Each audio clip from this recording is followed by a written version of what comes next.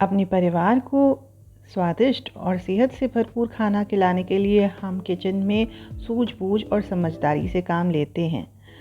नमस्कार दोस्तों, welcome to my channel. तो आज मैं आपके साथ ऐसे ही कुछ टिप्स शेयर करने वाली हूँ जो हमारे इस परिवार की सेहत से जुड़े हैं।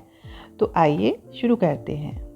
पहला tip, an apple a day keeps the doctor away. अपने परिवार की सेहत के लिए हम उनके लिए लाल लाल रसीले एप्पल्स लेकर आते हैं। लेकिन कब क्या आपने सोचा है कि इन चमकीले एप्पल्स के ऊपर कहीं कोई वैक्स की कोटिंग तो नहीं? एक्सपर्ट्स का मानना है कि एप्पल जैसे फलों के छिलकों के नीचे बहुत सारे माइक्रो न्यूट्रिएंट्स होते हैं जो हमारे सेहत के लिए बहुत अच्छे होते हैं। तो अब देखिए, अगर मैं तो छिलके उतार कर नहीं काटती हूँ एप्पल, मगर मुझे कभी-कभी डर लगता है कि क्या इनके ऊपर वैक्स की कोटिंग है या नहीं। इतने चमकीले ये खुद ब खुद हैं या उन्हें वैक्स से चमकाया गया है? क्योंकि अगर हम वैक्स वाली कोटिंग के साथ ही छिलका खा लेंगे तो ये हमारी सेहत के लिए ठीक नहीं होगा। तो ये कैसे जानेंगे कि हम इनके ऊपर वैक्स की कोटिंग है कि नहीं? तो इन्हें फ्रिज में रख दीजिए। अगर इनके ऊपर सफ़ेद सी एक लेयर जम जाए, इसका मतलब इनके ऊपर वैक्स की कोटिंग है, तो छिलके उतार कर खाइए। नहीं तो आप छिलकों के साथ भी खा सकते हैं। हमारे साथ अक्सर ऐसा होता है कि हम अपने परिवार में बच्चों को या बड़ों को, किसी को भी टिफ़िन में एप्पल्स काट कर देते हैं और शाम को वैसा का वैसा टिफ़िन में एप्पल बिना खाए वापस आ जाता है। इसका रीज़न ये है कि एप्पल जो है वो ऑक्सीडाइज्ड होकर काला पड़ जाता है और बच्चे उन्हें खाने में नखरे करते हैं और बड़ों को भी दिखने में अच्छा न लगने की वजह से पसंद नहीं आता है। अगर मैंने ऐसे के ऐसे ही एप्पल टिफ़िन में डाल दिए, ये काला हो जाएगा और टिफ़िन में लौट के वापस आ जाएगा। ऐसा ना हो, इसका भी हल है ना हमारे पास। तो मैंने एक बोल ले लिया है जिसमें थोड़ा सा पानी लिया है। अब इसमें मैं मिलाऊंगी थोड़ा सा सॉल्ट, नमक, और उसके बाद 2-3 बूंदे मैं थोड़ी सी बूंदे मैं नींबू की मिला दूंगी और इस घोल को तैयार कर लिया है। अब इस घोल में मैं एप्पल को थोड़ी देर के लिए सोक करके रख दूंगी। बस ज़्यादा नहीं, 1-आध मिनट रख के और इसको निकाल के अच्छे से कपड़े से पोंछ लो और हो गई ये तैयार। अब इन्हें आप अपने बच्चों के टिफ़िन में डालकर दे सकते हैं, बड़ों के टिफ़िन में डालकर दे सकते हैं। ये बिल्कुल भी काला नहीं पड़ेगा और सब शौक़ से इसे खाकर वापस आएँगे, टिफ़िन खाली मिलेगा आपको। दोस्तों, दालें तो हमारे घर रोज़ बनती हैं। दालें, छोले, राजमे और उड़द की दाल वगैरह प्रोटीन का बहुत अच्छा सोर्स माना जाता है, तो हमें रोज़ खानी चाहिए। लेकिन बनाने से पहले हमें इन्हें भिगो कर रखना चाहिए कुछ घंटों तक। रीज़न ये है कि एक तो भिगोने से ये जल्दी पक जाएंगी और दूसरा इनके अंदर एक केमिकल होता है जिसको फाइटिक एसिड कहते हैं, जो हमें आयरन, जिंक और मैग्नीशियम, कैल्शियम जैसे मिनरल्स को एब्जॉर्ब करने से ये रोकता है। तो ये वाटर सॉल्युबल होता है और अच्छा भिगोने से निकल जाएगा।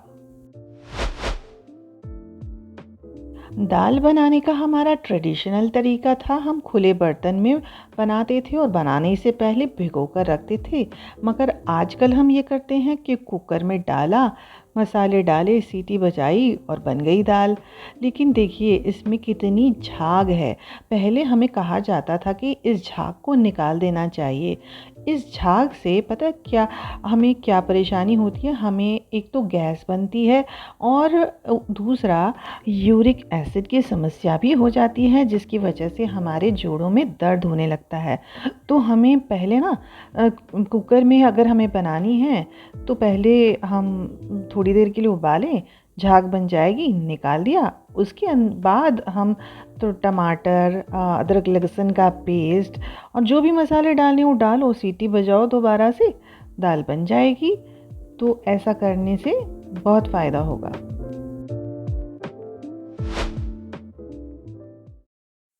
क्या आपकी भी रोटियां नरम मुलायम नहीं बनती? क्या थोड़ी देर के बाद रखने पर वो सूख जाती हैं? तो आप ना इस तरह से आटा गूंद के देखिए। मैंने आटा लिया है और उसमें थोड़ा सा नमक और थोड़ा सा ऑयल डाल दिया है। अब मैं इसे गुनगुने थोड़े से वार्म वाटर में आटा गूंदूंगी। आटा थोड़ा सा सॉफ्ट गूंदिएगा। इस तरह से अगर हम आटा गूंद कर रोटियां बनाएंगे ना, तो हमारी रोटियां बहुत देर तक नरम मुलायम बनी रहेंगी। दोस्तों, अगर आपको मेरा ये वीडियो पसंद आ रहा है थोड़ा सा भी और यूज़फुल लग रहा है, तो प्लीज़ लाइक और शेयर ज़रूर करिएगा और मुझे मोटिवेट करने के लिए सब्सक्राइब भी ज़रूर करिएगा।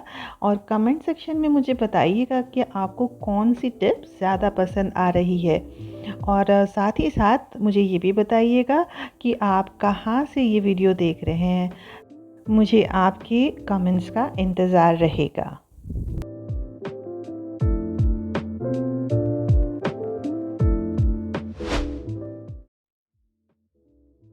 अगर आप भी इस तरह से मेरी तरह लोहे का तवा यूज़ करते हैं, तो धोने के बाद अगर ऐसे छोड़ दो तो ये प्रॉब्लम आप भी फेस करते होंगे कि उस पर रस्ट लग जाती है।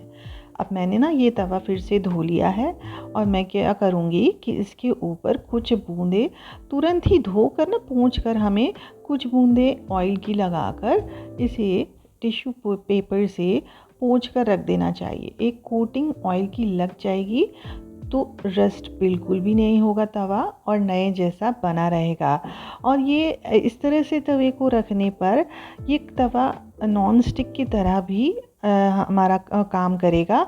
तो आप भी ये टिप ज़रूर ट्राई करके देखिए। कुकर में जब हम दाल उबालने रखते हैं और सीटी जैसे ही बजती है, तो खूब सारा हल्दी वाला पानी बाहर आ जाता है। अब इस तरह से हमें कितनी मुश्किल होती है इसे साफ़ करने में। बाहर नीचे गैस पर भी बिखर जाता है और कुकर का तो जो हाल होता है आप जानते ही हैं। तो कुकर के लिड पर इस तरह से एक टिश्यू पेपर मैंने सीटी निकाल कर उस पर लगा दिया है होल करके। अब वापस से सीटी लगाकर अब ये लिड मैं लगा लूँगी। तो जितना भी पानी निकलेगा ना, वो इसके टिश्यू पेपर के ऊपर ही आ जाएगा। तो लिड इतना ज़्यादा गंदा नहीं होगा और हमें मेहनत नहीं करनी पड़ेगी ज़्यादा। हरी मिर्चें तो हमारे खाने में पड़ती ही हैं। तो जब हम काटते हैं तो कई बार ऐसा होता है कोई हरी मिर्च इतनी तेज़ तीखी निकल आती है कि हमारी स्किन में जलन सी होने लगती है। तो जब ऐसा होता है तो काफ़ी देर तक हमारी स्किन में जलन जाती नहीं है और हम बहुत परेशान हो जाते हैं। तो इसके लिए कोई उपाय है? हाँ जी, है ना। मैंने एक बोल में ठंडा दूध ले लिया है, इसमें थोड़ी सी चीनी मिला दी। अब इस दूध में अपनी फिंगर्स को डिप करके थोड़ी देर के लिए रख दीजिए। थोड़ी देर ऐसा करते ही आप महसूस करेंगे कि आपकी जो जलन है वो कम हो गई है और धीरे धीरे बिल्कुल ही आपको जलन नहीं महसूस होगी। आप भी ज़रूर आजमा कर देखिएगा।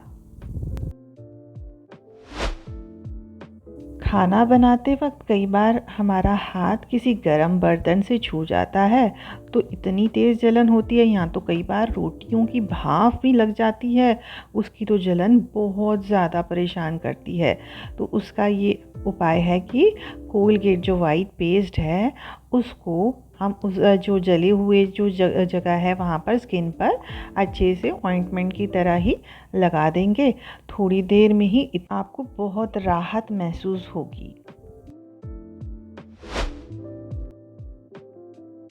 ये टिप हम सभी के लिए बहुत ही इम्पॉर्टेंट है।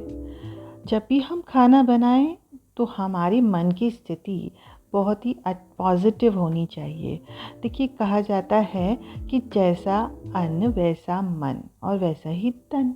तो अगर हम अच्छे मन से खुशी खुशी पॉजिटिव एनर्जी के साथ खाना बनाएंगे तो ये जो एनर्जी है खाने के थ्रू हमारे परिवार के सभी लोगों के शरीर तक जाती है।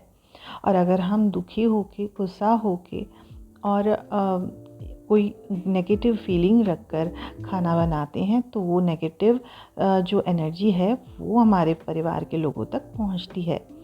तो ये बात का हमेशा ध्यान रखें, जब भी खाना बनाएं खुश रहकर बनाएं। तो आज के लिए बस इतना ही। अगली वीडियो में मिलते हैं किसी इंटरेस्टिंग टॉपिक के साथ। तब तक के लिए बाय बाय।